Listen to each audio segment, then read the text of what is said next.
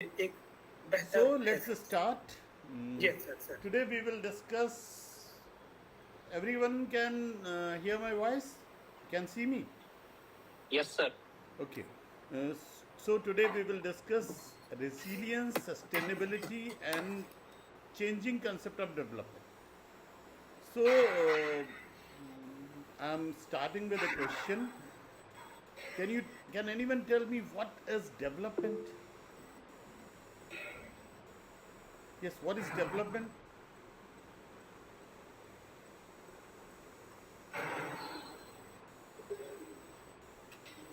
Yes, what is development?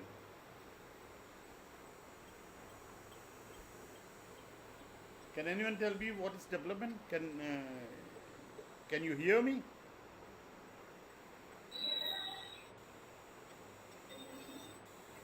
Yes sir, किसी भी क्षेत्र में प्रगतिशील विकास को डेवलपमेंट कहते हैं। मतलब अगर हम बेहतर चीजों की तरफ बढ़ रहे हैं, from poor things to let's say rich things, economically, socially, other dimension में सबको अगर सर मिला के देखें तो वो एक सामूहिक डेवलपमेंट का पार्ट है। Yes. And what are the parameters?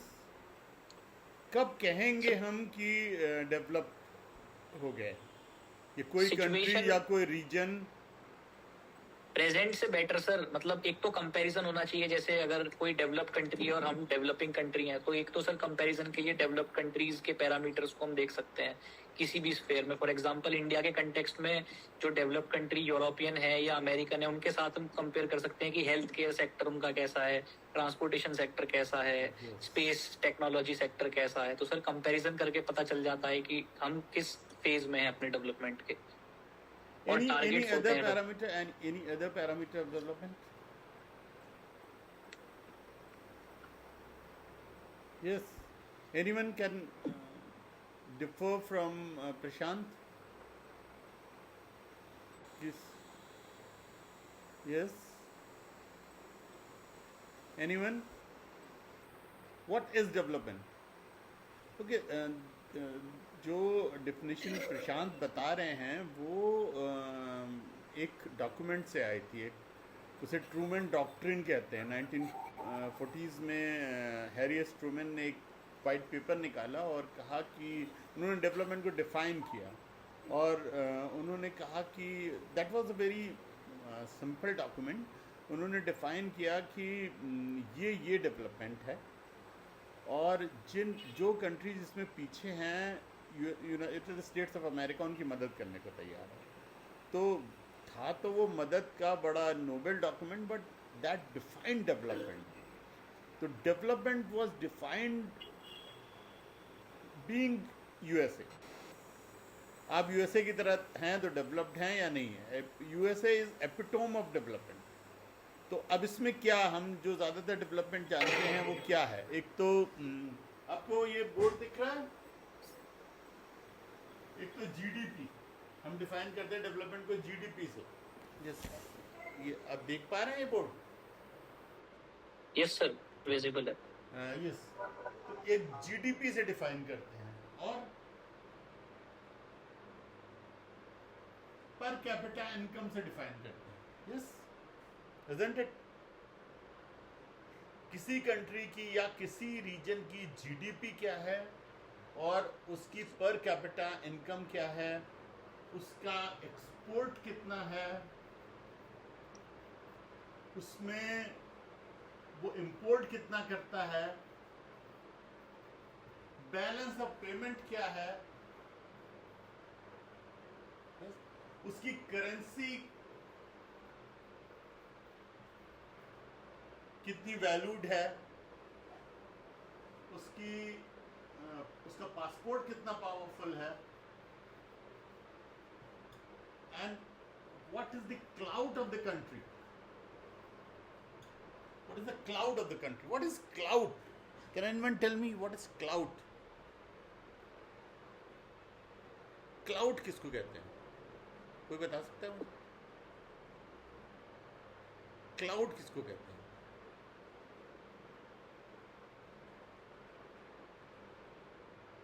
उसकी सर धाक, उसकी मतलब रेपुटेशन ऐसा। धाक इज द वर्ड। यस, धाक कितना रसूख, बल्कि एक वर्ड है, रसूख कितना है, मतलब उसकी बात कितनी सुनी जाती है इकोनॉमिक स्फीयर्स में, एक पॉलिटिकल स्फीयर्स में। जैसे अमेरिका कुछ बोलता है तो आपको सुनना पड़ता है, आपको गलत भी लग रही हो तो ये उसकी धाक है। इंडिया बोलता है तो कम से कम आसपास के छोटे कंट्रीज़ को सुनना पड़ता है। इंडिया हैज़ अ से इन रीजनल पॉलिटिक्स। अच्छा, हम फिर एक बात इसके पहले कर लें, what is region, how will you define a region? हम रीजन को कैसे डिफाइन करेंगे, कोई बता सकता है मुझे? रीजन को कैसे डिफाइन करेंगे? यस, होमोजेनिटी के बेसिस पे कर सकते हैं सर। Yes. इसकी कोई बाउंड्री, हाँ, जो कि अंदर होमोजेनेटिक हो कम से कम कुछ पैरामीटर्स में और बाहर से डिस्टिंक्ट हो, ये रीजन है। Yes. ये रीजन हिस्टोरिकल भी हो सकता है, ये रीजन इकोनॉमिक भी हो सकता है, ये रीजन पॉलिटिकल भी हो सकता है। कुछ कंट्रीज मिलके एक रीजनल सेटिंग बना लेते हैं, जैसे अपना क्लाउड बढ़ाने के लिए। ये काम हम अपना क्लाउड बढ़ाने के लिए करते हैं। Yes, first we will define the terms and then we will talk about. Yes, कोई सेटिंग आप बता सकते हैं मुझे? सर यूरोपियन यूनियन जैसे यूरोपियन है, यूनियन, यस, उन्होंने एक कॉमन करेंसी बना ली है, बॉर्डर्स लिबरलाइज कर दिए हैं, अरब लीग है, अरब लीग है, यस, और नियरर होम सार्क है सर, ब्रिक्स है, सार्क अपना है, ब्रिक्स है, यस। तो इस बिम्स्टेक तरह है। ये रीजन हम क्यों बनाते हैं, वाई, ये कॉमन मार्केट्स, ये रीजन हम क्यों बनाते हैं? उसके सर बेनिफिट मिलते हैं। अपना क्लाउड बढ़ाने के लिए, अपना रसूख बढ़ाने के लिए। हाँ, बेनिफिट्स मिलते हैं ऑफ कोर्स। जैसे सार्क का क्या बेनिफिट मिलता है हमें? सर रीजनल कॉरपोरेशन के लिए बनाया गया है वो बेसिकली, तो इकोनॉमिक को ध्यान में रखते हुए जो ट्रेड एंड कॉमर्स है यस, और रीजनल कॉरपोरेशन वगैरह, उसमें टैरिफ को थोड़ा कम रखना, आपस में ट्रेड बढ़ जाए, आपस ऐसा में कुछ। ट्रेड बढ़ जाए, फ्लो हो Yes, sir. जाए ट्रेड का, ओके। और अपनी रसूख बढ़ाने के लिए, अपना क्लाउड बढ़ाने के लिए, तो Yes, sir. ये एक है। और यूरोपियन यूनियन क्यों बनाई गई थी? उनकी एक कॉमन करेंसी है। Yes. एक आजकल एक रीजनल ऑर्गेनाइजेशन, एक रादर एक ट्रीटी बहुत न्यूज़ में है। What is that, can you tell? NATO, NATO, North Atlantic Treaty Organisation, आजकल थोड़ी ट्रबल्ड में है, but it is an example of very successful treaty, very successful regional union. SAARC is also an example of very successful regional union. SAARC ने कुछ हर field में काम किया है, जैसे एजुकेशन में भी कुछ यूनिवर्सिटीज़ बनाई हैं, एक दिल्ली में है एक यूनिवर्सिटी, एक हाईवे बनाया है, इंटरकॉन्टिनेंटल हाईवे बनाए हैं। तो ये अपना क्लाउड बढ़ाने के लिए, अपनी पावर बढ़ाने के लिए, अपने इकोनॉमिक ग्रोथ बढ़ाने के लिए ये हम किए जाते हैं। तो ये मतलब डेवलपमेंट बढ़ाने के लिए हम अभी तक डेवलपमेंट को कैसे नाप रहे हैं? GDP, per capita income. What is GDP? Gross domestic product of gross any country. Domestic product, okay. और per capita income? Sir per capita income जो अर्न करता है, मतलब पर पर्सन एक कंट्री के अंदर, वो Per एवरेज person निकालने per का income, पॉपुलेशन से डिवाइड average करके। अगर And divide by total population of the country, sir. Yes, exact. तो और एक मैंने एक बार, एक्सपोर्ट कितना करते हैं आप, इंपोर्ट कितना करते हैं, और बैलेंस ऑफ पेमेंट क्या है? कहीं जितना इंपोर्ट करते हैं और जितना एक्सपोर्ट करते हैं, कुछ फ़ायदा हो रहा है या नुकसान हो रहा है? आपका पासपोर्ट कितना पावरफुल है, ये एक बहुत बड़ा क्लाउड का है। ये सब कुछ डेवलपमेंट से आता है। पासपोर्ट के पावरफुल होने का क्या मतलब है? वीजा फ्री एंट्री सर, कितनी Yes, कंट्रीज के कितनी अंदर मिल जगह जाती है। आपको आसानी से आपके सिटीजन्स को एंट्री मिल जाती है, कितनी आसानी से वीज़ा मिल जाता है, ओके। तो ये कुछ पैरामीटर्स हैं, और भी पैरामीटर्स हैं जो आजकल के टाइम में पॉपुलर होते जा रहे हैं। अगर टाइम मिला तो हम उनके बारे में बात करेंगे। एक दो वर्ड्स की बात मैंने शुरू में और की। Resilience, what is resilience? ये वर्ड आजकल बहुत यूज होता है। What is resilience? Without dependency. No, that is self-sustenance. What is resilience? Immune to external changes. Yes. Yes, sir. Who is speaking? Yes, Manas. Sir, immunity from the external changes, sir. Yes, immunity from External things, sir. External change, external effects, sir. external effects and capacity to sustain shocks, disasters किसी भी तरह के हो सकते हैं, physical, natural, political, climatic. इनकी जो इन disasters की शॉक को एब्जॉर्ब करने की कैपेसिटी को हम रिजिलियंस कहते हैं। एक वर्ड और आजकल बहुत यूज होता है, that is sustainability. What is sustainability? What is sustainability?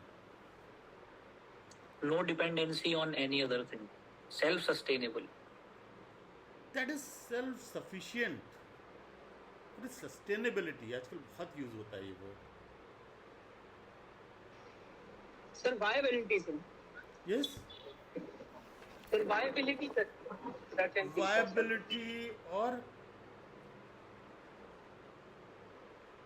Yes, viability and yes, anyone? किसी के पास और कोई व्यू नहीं है? सस्टेनेबिलिटी का कोई और मीनिंग नहीं है? Yes, Sir, power to do something for a long period of time. ऐसा मतलब capacity to do something for a long period of time. yes, capacity to do something for a long period of time. To sustain, वो जो development हम कर रहे हैं या जो प्रोग्रेस हम कर रहे हैं उसे सस्टेन आप कितना कर सकते हैं, कितने लंबे टाइम तक। और इसके एक मीनिंग और हम देते हैं कि सस्टेनेबिलिटी में कि हम रिसोर्सेज को ऑप्टिमम यूज़ करें और ऐसा यूज़ करें कि वो हमारी जनरेशन को तो डेवलपमेंट करे ही, अगली जनरेशन के भी काम आए। रिसोर्स सस्टेनेबिलिटी की भी बात करते हैं कि हमारी जनरेशन की काम है। जैसे पेट्रोल है, हम कहीं इतना पेट्रोल ना यूज़ कर लें कि अगली जनरेशन को कुछ यूज़ करने को मिले ही ना, राइट? या हम इतना कोल ना यूज़ करें कि अगली जनरेशन को, तो हम अभी भी डेवलप करें और अगली जनरेशन के लिए भी कुछ छोड़ें, मतलब लॉन्ग लास्टिंग। समझ रहे हैं मेरी बात? तो ये रिसोर्स सस्टेनेबिलिटी बहुत तरह की होती है। एक इकोनॉमिक सस्टेनेबिलिटी होती है कि सपोज आपके पास कुछ पैसे हैं, अगर हम नेशंस की बात नहीं करें, आपकी बात करें, आपके पास एक बैंक बैलेंस है, अगर आप उसे क्रेडिट कार्ड से या किसी तरह जम के खर्च कर ले तो आपके पास पैसे नहीं बचेंगे, तो that is not a good idea. अगर आप वो पैसे ऐसे खर्च करते हैं कि वो लॉन्ग टर्म तक आपको सपोर्ट दें और आप उसे इन्वेस्ट भी करें, तो दैट इज़ इकोनॉमिक सस्टेनेबिलिटी। एक पॉलिटिकल सस्टेनेबिलिटी है।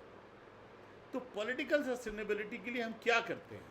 कोई कंट्री के बहुत सारे थ्रेट्स भी होते हैं, तो हम कैसे कंट्रीज़ कैसे, जैसे हम क्लाउड बढ़ाने की बात कर रहे हैं, क्लाउड आप तब बढ़ाएंगे जब आप एक जियोपॉलिटिकल रीजनल पावर होंगे या वर्ल्ड पावर होंगे।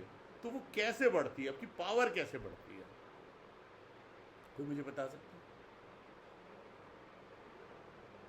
यस, कई तरीके से पावर बढ़ाने के लिए, तो आपके पास सॉफ्ट पावर या फिर हार्ड पावर, जैसे कि मिलिट्री पावर हो या फिर मिलिट्री पावर हो, यस, हाँ, और इकोनॉमिक कैपेसिटी हो सर, जैसे कि US China sir economic capacity हो, या फिर और? टेक्नोलॉजिकल इनोवेशन से हम आगे बढ़ जाए। या फिर सर हम ग्रुपिंग बना ले, जैसे कि मिलिट्री अलायंस, इस तरीके की चीजें। अलायंस बना लें, यस।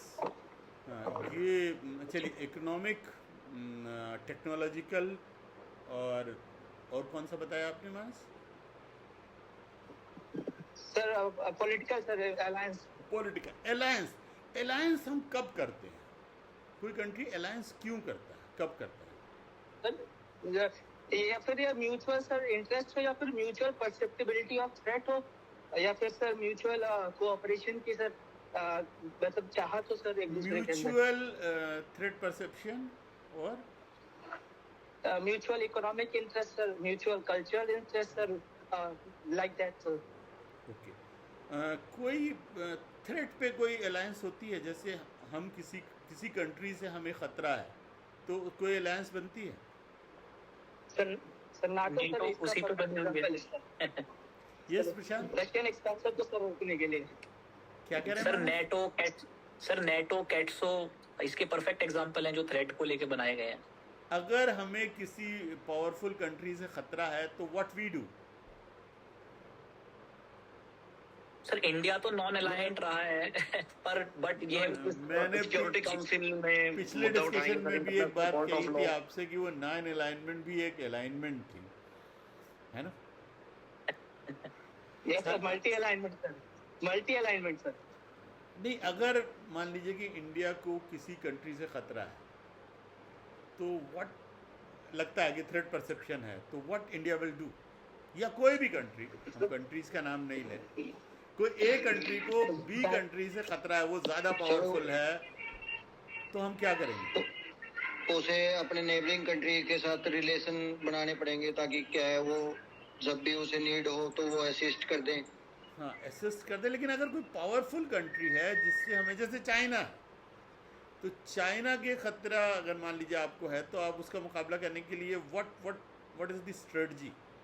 अलायंस ही ऑप्शन बचता है सर, छोटे लोगों अलायंस के ही पास है। सही। हम थ्रेट, जिससे थ्रेट होती है उससे सबसे पहले अलायंस बना लेते हैं कि सर ये डिपेंड करता है सर कि हमारी कैपेसिटी क्या है सर।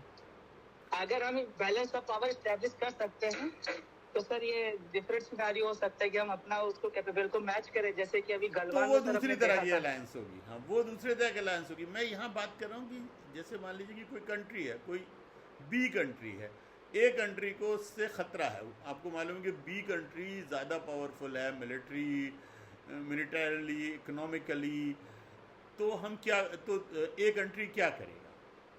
उससे एक तरीका ये है कि देखिए, एक तरीका तो ये कि लड़ाई कर लीजिए, है ना, वॉर कर लीजिए, फुल वॉर कर लीजिए, जो जीत जाए वो विक्टर, वो बेनिफिशियरी। एक तरीका ये है कि आप वॉर के बिना उससे अलायंस बना लीजिए, जब आप उससे दोस्ती कर लेंगे तो कम से कम वो आपके ऊपर हमला नहीं करेगा, राइट? Yes sir. और ये जो नेटो जैसी ऑर्गेनाइजेशंस हैं, ये कौन ऑफर करता है? पावरफुल कंट्री ऑफर करता है, क्योंकि वही सिक्योरिटी की गारंटी दे सकता है। यूएस ने ऑफर करी क्योंकि वही सिक्योरिटी की, कमज़ोर कंट्री किसी को सिक्योरिटी की गारंटी नहीं दे सकता। तो ये एक अलायंस भी एक तरीका है जिससे हम, और अलायंस से क्या होता है कि हम वर्ल्ड फोरम पे जियोपॉलिटिकल सिनेरियो में हम एक जैसे डिसीजन देते हैं, एक पाले में खड़े नजर आते हैं, राइट?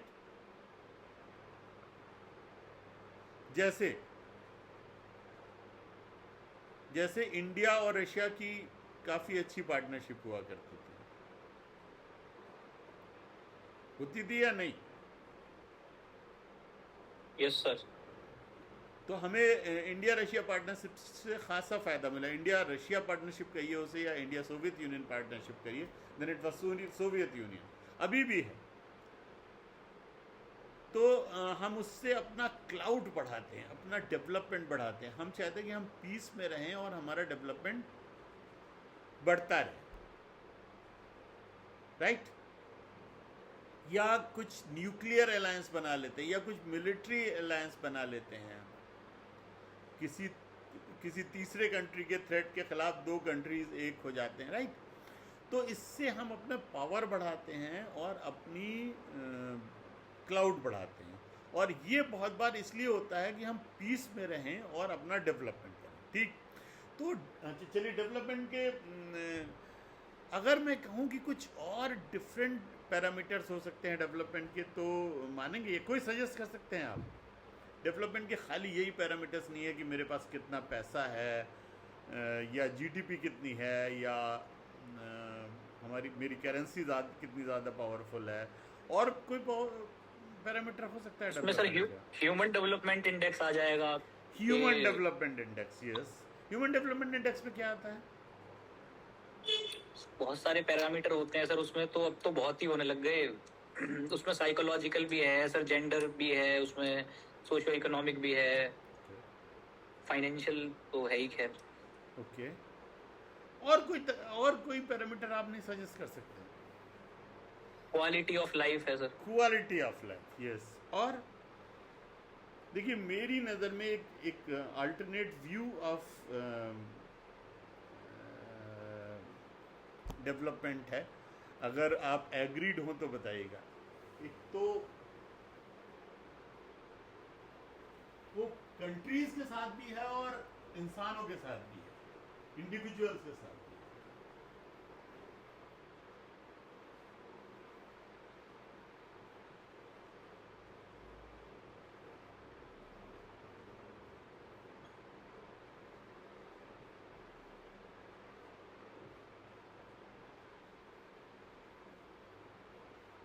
ये पैरामीटर्स हो सकते हैं।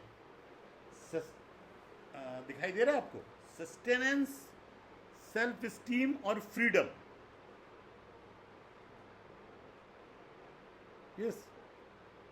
ये पैरामीटर्स से डेवलपमेंट नाप सकते हैं,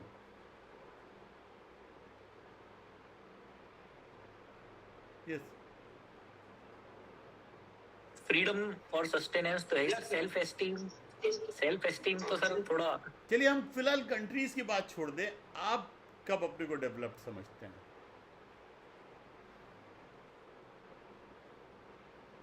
The freedom of choices sir, वो हाँ, चॉइस लेने की सर फ्रीडम हो जाए सर, कैपेबिलिटी और ये हम डिटेल में फ्रीडम थोड़ी देर में डिस्कस करेंगे। सस्टेनेंस क्या है? पहले तो आप ये बताइए कि ये 3 पैरामीटर्स को हम डेवलपमेंट का पैरामीटर मान सकते हैं या नहीं? मान सकते हैं सर, बिल्कुल मान सकते और हैं। मेरी नज़र में ये परहैप्स जीडीपी और जीपीआई और पर कैपिटा इनकम, इन सबसे बेहतर पैरामीटर है शायद, राइट? हाँ जी सर, इंडिविजुअल लेवल पे बेटर है। अगर एचडीआई से होते होते आप यहाँ पहुँच जाएं, आपकी कंट्री के लोग कितना सस्टेनेंस से यहाँ मतलब आप मोटे तौर पे मान सकते हैं सस्टेनेबिलिटी, कितना सस्टेन कर सकते हैं ना। और एक चीज़ और आपने कहीं सुनी होगी,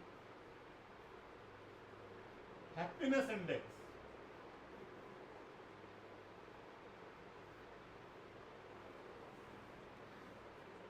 Okay, so sustenance is to ability to sustain in life, countries के मामले में भी, इंडिविजुअल्स के मामले में भी। तो सस्टेन आप कितना कर सकते हैं, सस्टेनेंस क्या है? Next is self esteem. What is this? Yes, self esteem किसको कहते हैं?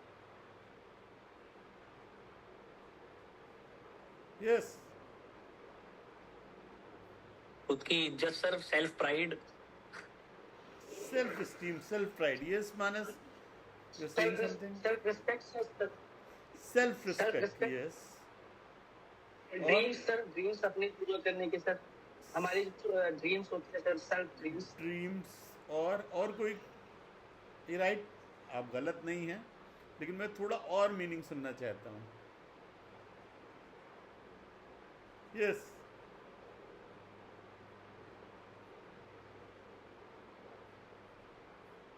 What is self esteem? Sir ये सब इतने कॉमन से वर्ड हैं, आपकी क्लास लेके ऐसा लगता है हर वर्ड का मीनिंग ही नहीं पता। सस्टेनेबिलिटी नहीं नहीं ऐसा नहीं है, मतलब मेरी क्लास से कुछ गड़बड़ हो जाती है। नहीं सर, मतलब बहुत गहराई से चिंतन आपने एक एक वर्ड पे किया है शायद। डीप रिसर्च हो जाता है सर इन पे ही। देखिए सेल्फ स्टीम का क्या मतलब, देखिए हर इंसान का थोड़ा मतलब डिफरेंट हो सकता है सेल्फ स्टीम का। जैसे आपने बताया कि सेल्फ लव, सेल्फ रिस्पेक्ट है, और कोई मीनिंग और डीप मीनिंग कोई बता सकते हैं आप सेल्फ स्टीम की?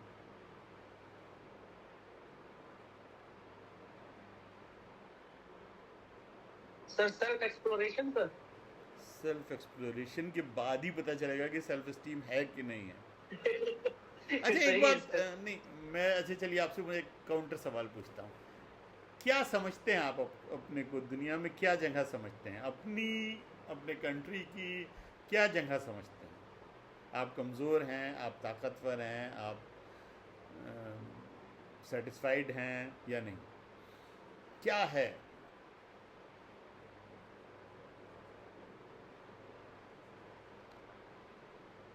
देखिए वर्ड्स बहुत पावरफुल होते हैं, वर्ड्स की मीनिंग पता होनी चाहिए, है ना।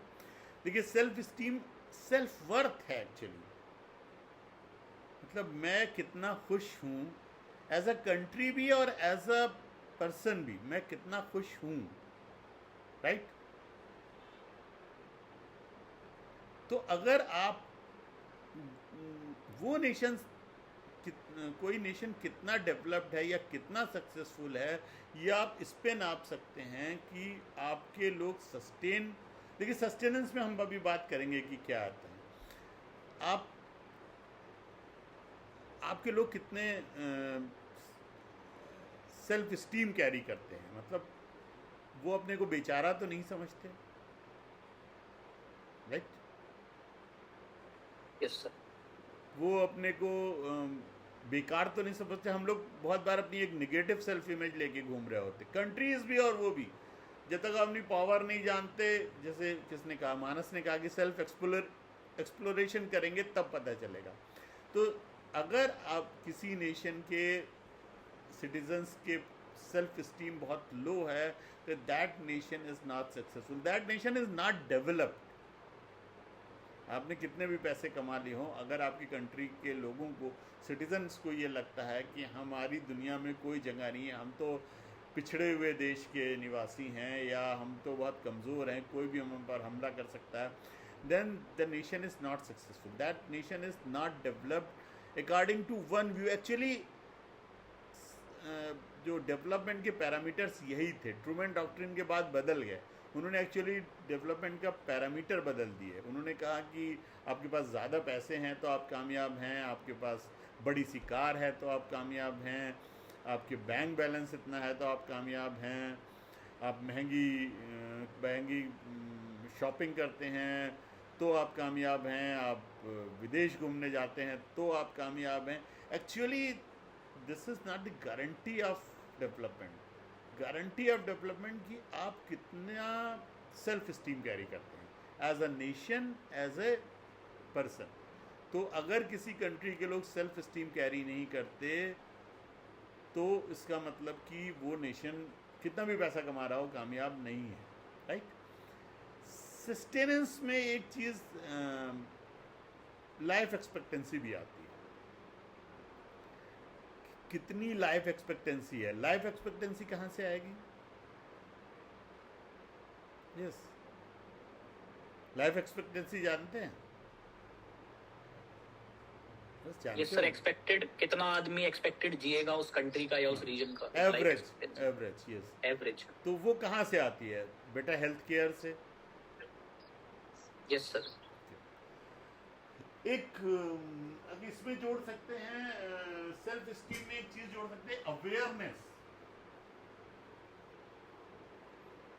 अगर अवेयरनेस नहीं है तो गड़बड़। देखिए मैं एक थोड़ी अलग सी मीनिंग आपके दिमाग में डालने की कोशिश कर रहा हूँ कि GDP, GNP, per capita income, export, import, currency value, ये इंपॉर्टेंट हैं, course these are important indicators. लेकिन एक ये भी व्यू है डेवलपमेंट का कि आप कितना सेल्फ सस्टेनेंस फील करते हैं, आप कितना सेल्फ वर्थ फील करते हैं, कितने पावरफुल फील करते हैं, कितने सेल्फ सफिशिएंट फील करते हैं, ये भी डेवलपमेंट का एक पैरामीटर्स हो सकता है। हो सकता है कि नहीं हो सकता? तो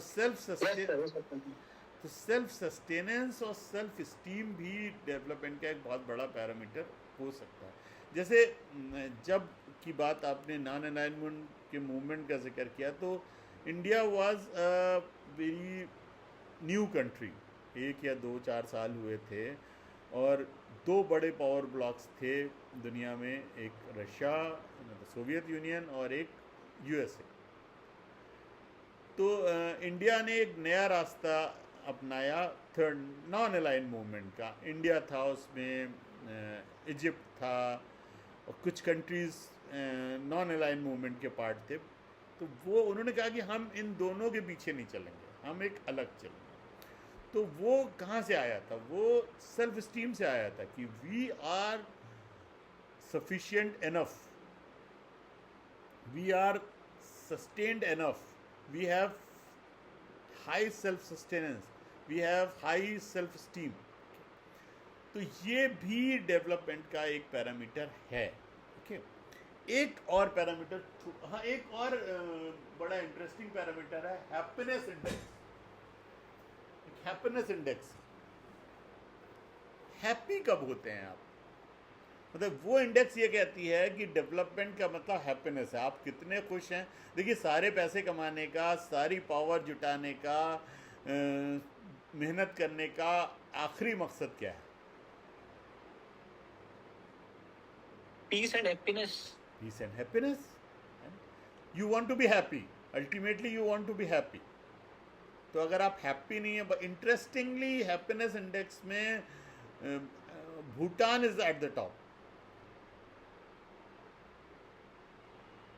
भूटान के लोग शायद दुनिया में सबसे ज्यादा हैप्पी लोग माने जाते हैं। यस सर, वो मैसेज भी करता सर अपनी हैप्पीनेस पर वहाँ की सरकार। हाँ, वो बहुत अमीर भी नहीं है, वो पॉलिटिकली बहुत इम्पोर्टेंट नहीं है, वो मिलिट्री माइट उनकी कोई बहुत बड़ी नहीं है, इकोनॉमिक माइट बहुत बड़ी नहीं है, कोई टेक्नोलॉजिकल माइट उनकी बहुत बड़ी नहीं है, बट दे आर हैप्पी। तो हैप्पीनेस इंडेक्स में वो बहुत ऊपर हैं, खुश होते हैं, वो वाकई खुश रहते हैं ना। अच्छा, आप किससे खुश होंगे? Yes, what will make you happy?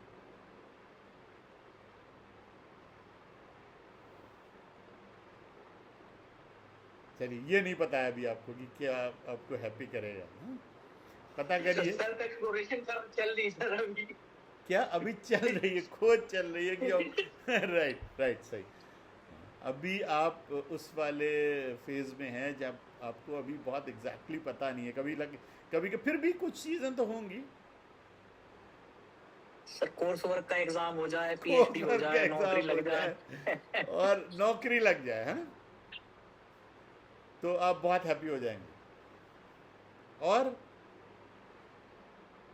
फिर सर शादी हो जाए अपना, और क्या, शादी हो जाए और रिलेशनशिप भी अच्छी रहे। हाँ जी सर, पीसफुल लाइफ हो। पीसफुल लाइफ हो और डेवलप कर रहे हो आप, यही हैप्पी होने के। अच्छा, कितनी इनकम हो जाए तो आप खुश हो जाएंगे? यस, आपके जितनी। मेरे अरे, टीचर्स बहुत अमीर नहीं होते, तो मतलब इन फिर भी एब्सोल्यूट टर्म्स में कितनी आपकी है? सर, अबव 1 लाख से टॉप 10% में शायद आ जाएंगे, तो शायद 1 लाख से ऊपर मिलने लगे तो थोड़े और बड़े ख्वाब देखिए। देखिए, ड्रीम बहुत बड़े देखने चाहिए, छोटे नहीं देखने चाहिए, है ना। अब्दुल कलाम साहब कहते थे कि ड्रीम हाई। तो 1 लाख मत सोचिए, 5-5 लाख सोचिए। सर बुद्धा जी कहते हैं कि desire is the cause of सोरो। Yes. एक ये भी व्यू है सही, लेकिन मैं आपको एक सलाह दूंगा कि अभी बुद्धा मत बनिए, अभी बहुत सारे पैसे कमाइए, जब बहुत सारे पैसे कमा लीजिएगा तब बुद्धा बनिएगा, है ना। बुद्धा भी एक दिन में नहीं बन गए थे, प्रिंस थे वो, है ना। तो एक बार जब पैसे कमा लिए तब त्याग कीजिए, जब त्याग का पता चले कि त्याग आप कर रहे हैं। जब आपके पास कुछ है ही नहीं तो आप त्याग कर रहे हैं तो क्या फायदा है। खैर चलिए, बुद्धा थोड़े दिन बाद बनिएगा, अभी तो पैसे वाले बन जाइए। मतलब पैसे वाले से मेरा मतलब नहीं है, मेरा मतलब ये कि अभी आप कामयाब हो जाइए, जो भी करियर आपने अपनाया है, जो भी प्रोफेशन, जो भी चीज़ आप करना चाहते हैं लाइफ में, वो बहुत सारा कर लीजिए। पैसा इतना इम्पोर्टेंट नहीं है, पैसा तो एक नंबर है। ओके, सो खैर एक पैरामीटर थोड़ा कंट्रोवर्शियल हो सकता है, that is freedom. What is freedom? आपकी नज़र में फ्रीडम क्या है?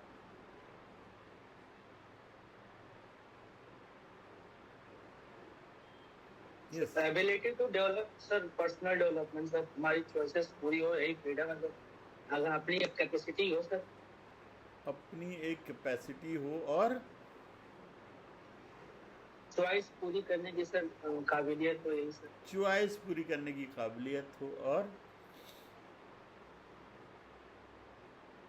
यस प्रशांत सर जो सोचे वो बिना किसी रुकावट के कर सकें, वही फ्रीडम। मतलब तो फ्रीडम टू, जैसे मानस ने कहा फ्रीडम टू चूज, और आप Yes, क्या sir. कह रहे हैं? Freedom to accomplish, accomplish, freedom to act, freedom to freedom to act speak. Yes sir. और freedom to choose and freedom to yes विवेक, Think, speak. Yes freedom to speak. ये freedom mainly democracy में आती है, हर political system में नहीं आती। तो फ्रीडम टू स्पीक, तो फ्रीडम टू स्पीक तो है कि नहीं? कहाँ है सर? नहीं है? कहाँ है? नहीं है? अच्छा, नहीं है सर, नहीं। नहीं है। अच्छा, तो फिर आप कम खुश होंगे। फ्रीडम टू स्पीक है। देखिए, डेमोक्रेसी को डिफाइन करते वक्त, ये डेमोक्रेसी को कैसे डिफाइन करते हैं? By the people, for the people, sir. हम by the people for the people हैं। तो ये तो एक डेफिनेशन है, लेकिन एक कहानी मैंने पढ़ी थी, पता है आपने भी पढ़ी हो, कि एक साहब अपनी छड़ी घुमाते हुए जा रहे थे इंग्लैंड में। उन लोगों की छड़ी रखने की आदत होती है, तो दूसरे एक साहब ने उनको टोका कि भाई आप छड़ी मत घुमाइए, आप क्यों छड़ी घुमा रहे हैं, मुझे परेशान कर रही है। तो ये जो साहब छड़ी घुमा रहे थे वो बोले कि England is a free country and can do what ever I want. तो उन्होंने कहा, दूसरी बात कही, वो फ्रीडम को डिफाइन करने वाला सेंटेंस है कि your freedom ends where my nose begin. जहाँ मेरी नाक शुरू हो जाती है, आपकी फ्रीडम ख़त्म हो जाती है। मतलब आपके पास फ्रीडम है, आपके पास मुझे परेशान करने की फ्रीडम नहीं है, एब्सोल्यूट फ्रीडम नहीं होती ना। तो कंट्रीज के पास भी अगर फ्रीडम है टू एक्ट, टू, क्या एब्सोल्यूट फ्रीडम होती है कंट्रीज के पास? तो सॉवरेनिटी में बहुत लेवल की होती है, बट एब्सोल्यूट तो नहीं होती। एब्सोल्यूट नहीं होती। क्या लिमिटेशंस होती हैं? सर इंटरनेशनल रूल्स, लॉज, एक जनरल सेट ऑफ लॉज है सर, जैसे यूएन के कुछ क्लॉज हैं वो मानने हैं, ऐसा तो वो रहता है सर। ओके, और कहीं फ्रीडम रिस्ट्रिक्ट करी जाती है? तो खुद की कैपेसिटी भी सर होनी चाहिए काम करने के लिए। यस, खुद किसी की country कैपेसिटी भी होनी चाहिए। राइट। कैपेसिटी अमेरिका से कहेगा भी, कि हमारा यस, तो- कैपेसिटी से फ्रीडम आती है। यस मानस, यू आर ये आजकल ट्रम्प है सर, कुछ भी बोल रहा है सर, ये टैरिफ लगा देंगे, वो टैरिफ लगा देंगे। देखिए, ट्रम्प कोई तो और देश कह दे तो- दुनिया के सबसे पावरफुल आदमी है। यही ना सर। यस, वो तो देखिए दुनिया के सबसे पावरफुल आदमी है, अमेरिकन प्रेसिडेंट दुनिया का सबसे पावरफुल आदमी होता है, राइट? होता है ना? क्यों होता है? तो अमेरिकन स्टेट की वजह से अमेरिका ऐसा है यस, अमेरिका पावरफुल है तो उसका प्रेसिडेंट पावरफुल होता है। इंडिया जितना पावरफुल होगा उसका प्राइम मिनिस्टर या प्रेसिडेंट उतना पावरफुल होगा, राइट? और वो पावर कहाँ से आती है? Economic, political, right? इकोनॉमिक उसमें एक बहुत बड़ी पावर है, और मिलिट्री पावर भी। अगर आप बहुत इकोनॉमिकली पावरफुल हैं लेकिन आपके पास मिलिट्री नहीं है, देखिए जापान बहुत पावरफुल है लेकिन उनके पास उतनी बड़ी मिलिट्री नहीं है, अब है। पहले तो उनकी मिलिट्री बैंड थी लेकिन अब उनके पास लिमिटेड मिलिट्री है, लेकिन but that is not very powerful, right? तो पावरफुल कंट्रीज है कौन से? हम वहाँ आ रहे हैं कि डेवलप्ड कंट्रीज हैं कौन से। देखिए डेवलपमेंट से पावर आती है ना? Yes sir. तो कौन से हैं डेवलप्ड कंट्री? किसको आप डेवलप्ड कंट्रीज की कैटेगरी में रखेंगे?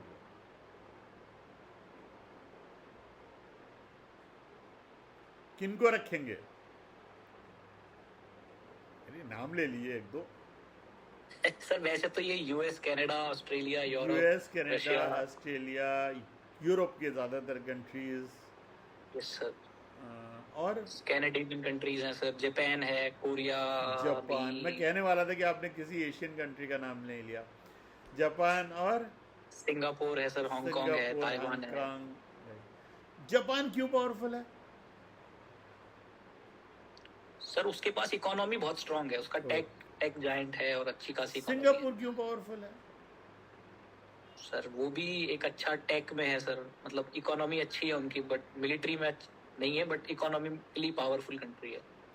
Economy, okay. और यूरोप के कंट्रीज क्यों पावरफुल है? वो तो कॉलोनियल कंट्री है, हमारा लूट के लेके गए हैं, अभी लंबे टाइम तक खाएंगे सर। अभी तक चला रहे हैं जो हमारा लूट के लेके गए। नहीं, देखिए डेवलप भी किया उन्होंने, हाँ हमारा लूट के ले गए, ऑफ कोर्स ले गए, लेकिन उसके अलावा भी वो डेवलप्ड हैं। अच्छा, और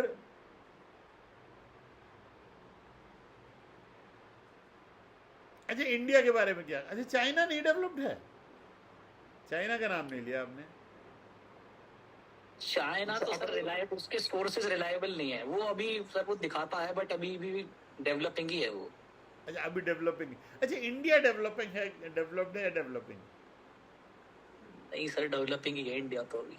ये मैं मतलब कह सकता हूँ कि बूढ़ा हो गया और मैं बचपन से सुन रहा हूँ कि इंडिया डेवलपिंग है। ये कब तक डेवलपिंग रहेगा? रहेगा सर, लंबे समय तक रहेगा अभी। अच्छा मतलब कोई और व्यू, कोई इंडिया को डेवलप कहने वाला नहीं है?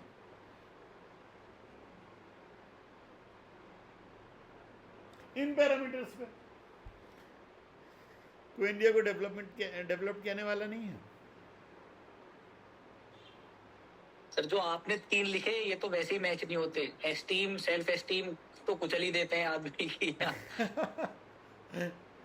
लेकिन मेरी नज़र में सबसे बड़ा क्राइटेरियन यही है कि आप फ्री हों अपनी चॉइसेस के लिए, आपका सेल्फ सस्टेनेंस हो और सेल्फ इस्टीम हो। अगर सारे पैसे कमा के भी अपने आप को कमज़ोर फील कर रहे हैं या बेकार फील कर रहे हैं तो इज़ दैट डेवलपमेंट? ये एक व्यू है, ये मैं नहीं कह रहा, ये कई थिंकर्स ने कहा है, ये खाली मैं नहीं कह रहा, मैं पढ़ के आपकी बात कर रहा हूँ। ये एक्चुअली अल्टीमेट डेवलपमेंट ये है। एक्चुअली डेवलपमेंट के पैरामीटर्स ये होने चाहिए। हमने डेवलपमेंट के पैरामीटर्स वो बना लिए। देखिए आपको एक बहुत इंटरेस्टिंग सी चीज़ बताऊँ। इंडिया हॉकी में टॉप पे था, मतलब ये पक्का था कि वर्ल्ड कप तो इंडिया जीत के लाएगा, राइट? क्या हुआ कि हॉकी खेली जाती थी सिंपल मैदानों पे, एक चीज आई एस्ट्रोटर्फ, सुना आपने? एक आर्टिफिशियल ग्रास के आई। अब वो आर्टिफिशियल ग्रास जब आई तो बस एक तो महंगी होती है, तो इंडिया में बहुत ज़्यादा जगह हम उसे बना नहीं पाए, खासी महंगी होती है और उसकी मेंटेनेंस भी बहुत हाई होती है। जिस दिन से एस्ट्रोटर्फ आ गई, इंडिया का डिक्लाइन शुरू हो गया हॉकी में, क्योंकि इंटरनेशनल हॉकी एस्ट्रोटर्फ पे खेली जाने लगी और इंडिया इतने मैदान नहीं बना सकता था, तो गली मोहल्ले में आप ट्रेनिंग नहीं दे सकते थे एस्ट्रोटर्फ की। जब ट्रेन नहीं कर सकते थे तो अच्छे खिलाड़ी नहीं निकलते, तो इंडिया हारने लगा। क्यों? ये क्यों हुआ? ये क्यों सुना रहा हूँ ये कहानी। देखिए, आप दूसरे के रूल से खेलने लगेंगे तो आप तो हार जाओगे ना, isn't it? अगर हमने डेवलपमेंट का पैरामीटर यूएस को बना दिया तो यूएस सबसे ज्यादा डेवलप्ड है, बहुत सीधी सी बात है। या यूरोपियन बना दिया तो वो सबसे ज्यादा डेवलप्ड है, isn't it? यस सर, सही है। यस सर, सही बात। अगर डेवलपमेंट का पैरामीटर हम डिसाइड कर रहे होते तो हम सबसे ज्यादा डेवलप्ड होते। Yes, isn't it? तो पैरामीटर्स की भी बात है कि हम किन पैरामीटर्स पे अपने को डेवलप्ड समझ रहे हैं, किन पे नहीं समझ। देखिए, इकोनॉमिक पैरामीटर्स आर इम्पॉर्टेंट। अच्छा, मैं आपको आपने कहा 1 लाख रुपए सैलरी हो जाए तो आप खुश हो जाएंगे, ठीक, मान लिया खुश हो जाएंगे। 2 लाख हो जाए तो दुगना खुश हो जाएंगे? नहीं ना, हो जाएंगे? यस। खुशी तो होगी सर, बढ़ने पे तो होगी सर खुशी। जितने 1 लाख पे खुश थे उतने 2 लाख पे उसका दुगना खुश हो जाएंगे? नहीं सर, दुगना तो नहीं होंगे। तो it's about parameters. What parameters you choose to define you as developed or not. समझ रहे मेरी बात? तो parameters are important.